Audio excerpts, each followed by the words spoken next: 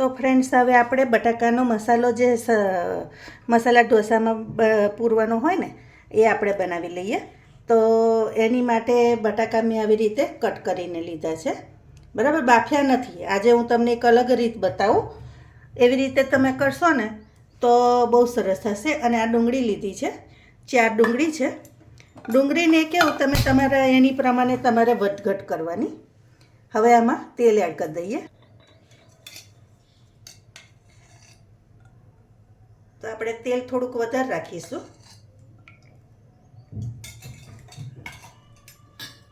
હવે આ થાય ત્યાં સુધી હવે જુઓ તેલ થઈ ગયું છે. હવે થોડોક ગેસ ધીમો કરીશ અને એમાં રાઈ એડ કરી દેવાની, બરાબર. રાઈ થાય એટલે આપણે હિંગ એડ કરી દઈશું.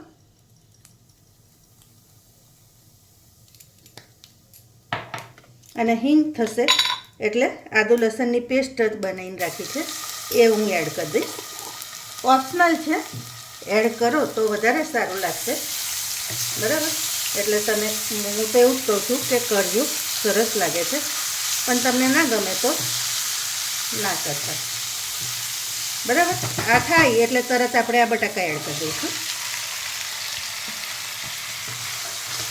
ડુંગળી અત્યારે નહીં એડ કરવાની.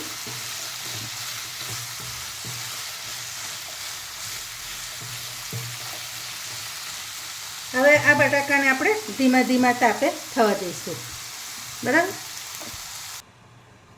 હવે શાકને બાજુના ગેસ પર લઈ લીધું છે અને અહીં દાળ મૂકી છે. એટલે હવે આપણે શું કરીશું, સંભારને રેડી કરી દઈશું પહેલાં. તો આ તુવેરની દાળ 1 કપ લીધી હતી, બરાબર.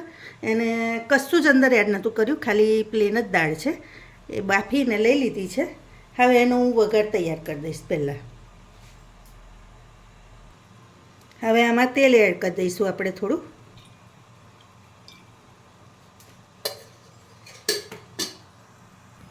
તો જો આપણું તેલ થઈ ગયું છે, તો થોડી રાઈ એડ કરી દઈશું અને થોડુંક જીરું એડ કરી દઈશું. પછી આ 2-3 આખા મરચાં છે ને ચકરી ફૂલ છે એ એડ કરી દેવાનું. અને બે થાય ને એટલે આ ડુંગળી એડ કરી દઈશું આપણે, જે આવી રીતે પતલી પતલી સ્લાઈસ કરી હતી, બરાબર.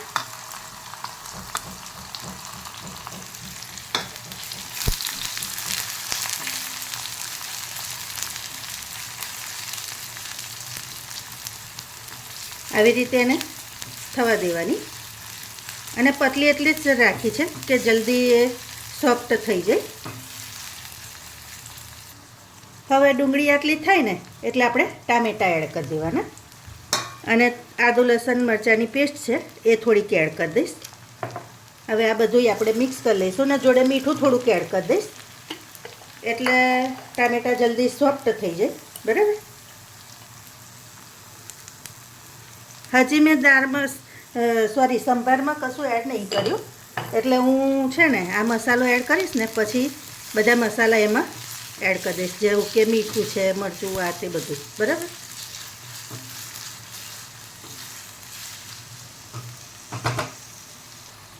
હવે આ મસાલો થાય છે ત્યાં સુધી હું સંભારમાં મીઠું એડ કરી દઉં. તો મીઠું તમે ટેસ્ટ પ્રમાણે એડ કરજો. અને થોડી હળદર એડ કરી દઈશ.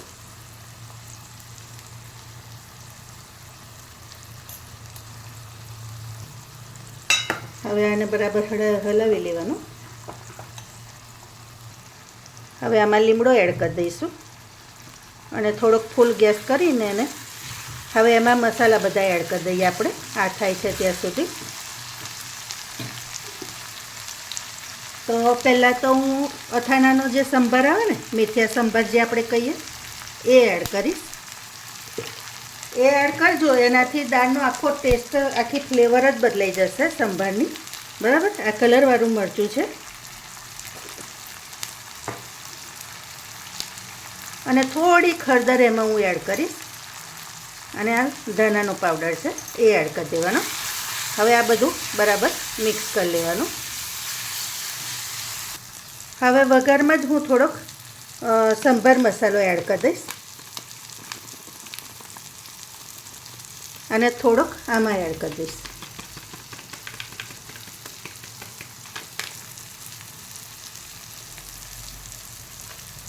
હવે એને બરાબર મિક્સ કરી દેવાનું. હવે એમાં થોડુંક પાણી એડ કરી દેવાનું.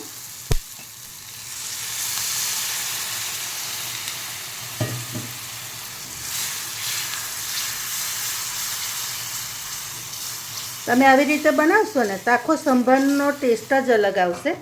તો તમે એકવાર ચોક્કસથી આ રીતે બનાવી જોજો, બરાબર.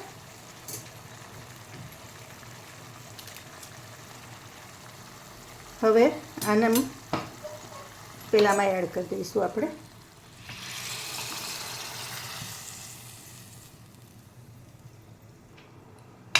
તો આને આપણે હવે આવી રીતે થવા દેવાનું. હવે આને આપણે થોડી વાર ઉકળવા દઈશું ધીમા તાપે. હવે એક હું સિક્રેટ ઇન્ગ્રીડિયન્ટ્સ ઉમેરું છું એમાં, જે તમે લગભગ વિચાર્યું નહીં હોય, કારણ કે આ હું એડ કરું છું ને આનાથી મને ટેસ્ટ બહુ સરસ લાગે છે. એ છે સંચળ પાવડર, મતલબ કાલા નમક. તો એ પણ થોડીક એડ કરજો. સંભારનો ટેસ્ટ તમે માનો નહીં, એકદમ અલગ ને બહુ જ સરસ આવશે. હવે આને છે ને આપણે 15થી 20 મિનિટ આવી રીતે ધીમા તાપે થવા દઈશું. ત્યાં સુધી સબ્જીને હું આ બાજુ લઈ દઉં. હવે આપણે આ સબ્જીને જોઈ લઈએ. હવે આમાં આપણે મસાલા બધા કરી લઈએ. તો પહેલાં તો હું ગરમ મસાલો એડ કરીશ, થોડો કાશ્મીરી મરચું એડ કરીશ,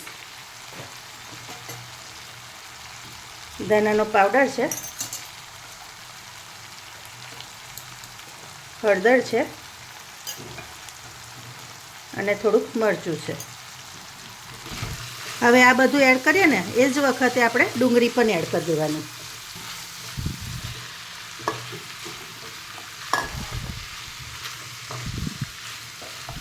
તમે એકવાર મસાલો આવી રીતે બનાવજો, ખરેખર તમે પછી બાફીને બટાકા બનાવો જ નહીં, આ જ રીતે એનો મસાલો તૈયાર કરશો, બરાબર. હવે આમાં હું થોડુંક પાણી એડ કરીશ.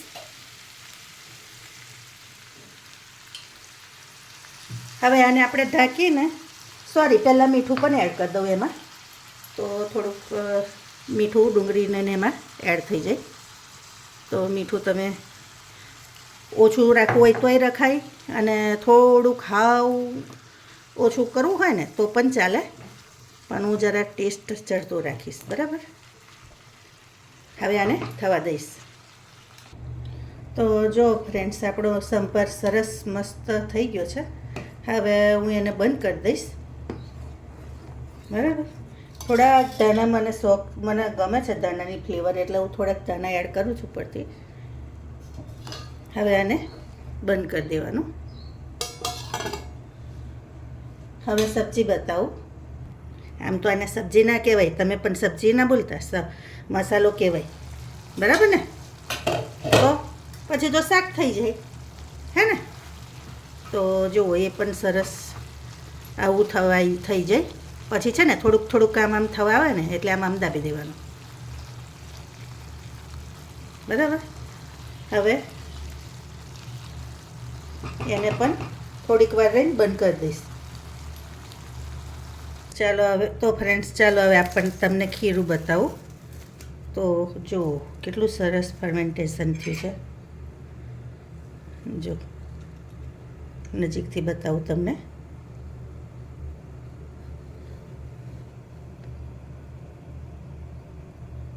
જો હે ને. તો તમે પણ આ રીતે ચોક્કસથી બનાવજો. આની ઇડલી બનાવશો ને તો પણ બહુ જ સરસ થશે, અને ઢોસા પણ ખૂબ સરસ થશે.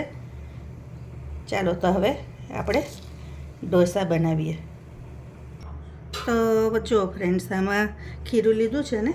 હવે હું આ બીટ છે, બીટને પીસી લીધું છે, એનો રસ રેડીશ.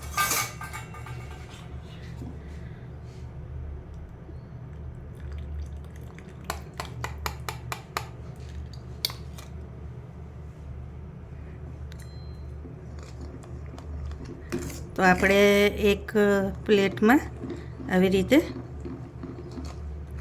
બીટના પર ઢોસા ઉતારીશું. હવે મીઠું થોડુંક એડ કરી દેવાનું.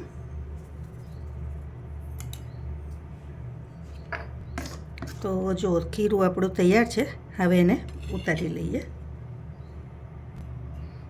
તો હવે આપણે એને પાણી રેડી લેવાનું ઉપર પહેલાં, અને હવે આ ખીરું પાથરી દઈશું.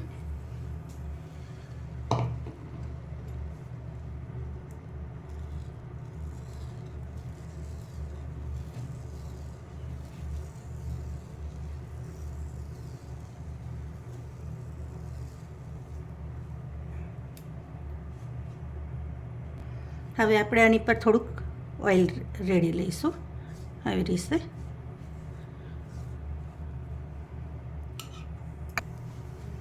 તો જો ફ્રેન્ડ્સ થઈ ગયો છે સરસ નીચેથી પણ. હવે એની પર આપણે મસાલો એડ કરી દઈશું. મસાલો કેવું તમારા બાળકને, આની પર તમે સેજવાન ચટણી પણ ચોપડી શકો, તમને તીખું ને ટેસ્ટી ગમતું હોય તો, નહીં તો પછી તમે આવી રીતે પણ કરી શકો. બરાબર, તો જો છે ને સરસ.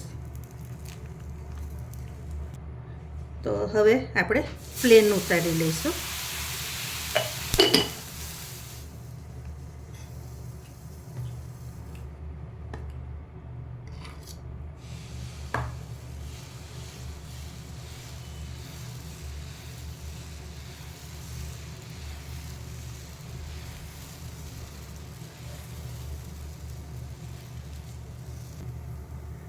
હવે આપણે આની પર પણ મસાલો એડ કરી દેવાનો આવી રીતે.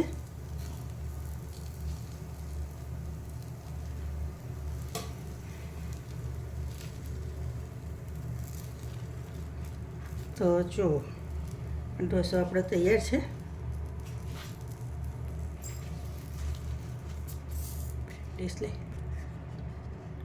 તો આમાં ગાજરનો રસ એડ કર્યો છે ફ્રેન્ડ્સ મેં.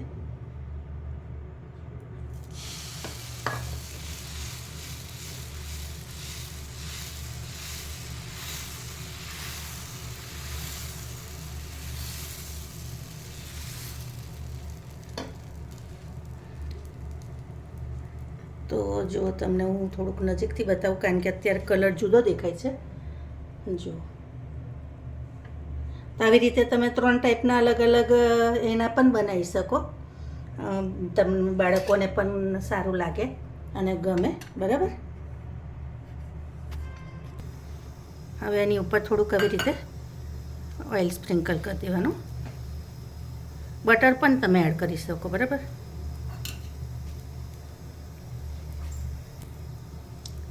આની પર પણ આપણે માવો એડ કરી દેવાનો.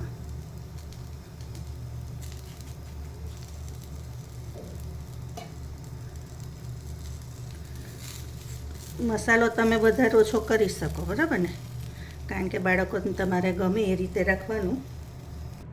તો જો ફ્રેન્ડ્સ 3 ટાઈપના ઢોસા બનાવ્યા છે, બીટના, પ્લેન અને ગાજરના. બરાબર, એની સાથે ચટણી અને સંભાર સર્વ કર્યા છે. તો તમને મારી રેસીપી કેવી લાગી એ પણ ચોક્કસથી કહેજો. બરાબર, લાઈક શેર સબસ્ક્રાઈબ કરજો. Thank you.